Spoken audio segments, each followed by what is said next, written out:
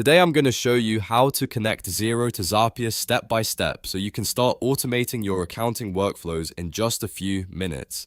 This is a really useful setup if you want to connect Xero with your other favorite apps, save time on manual tasks, and keep your business processes running smoothly. If this tutorial helps you out, go ahead and hit that like button and subscribe for more simple software tutorials just like this one. Alright, let's jump right in. First, open your browser and go to Zapier.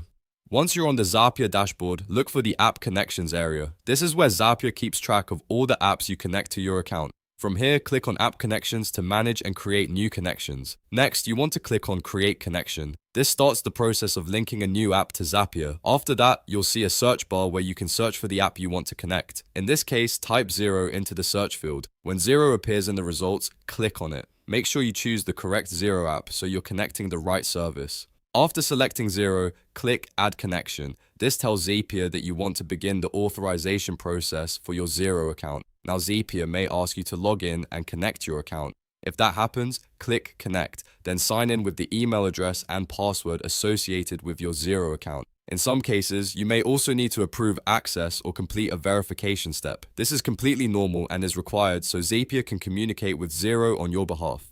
Once you finish logging in and confirming the connection, Zapier will complete the setup and your Xero account will be connected. At that point, you can start building automations that move data between Xero and your other apps without doing everything manually. And that's it. You've now connected Xero to Zapier. From here, you can create workflows to automate invoicing, bookkeeping, notifications, and a lot more. If this video helped, make sure to like, subscribe, and leave a comment if you want to see more Zapier tutorials. Thanks for watching, and I'll see you in the next one.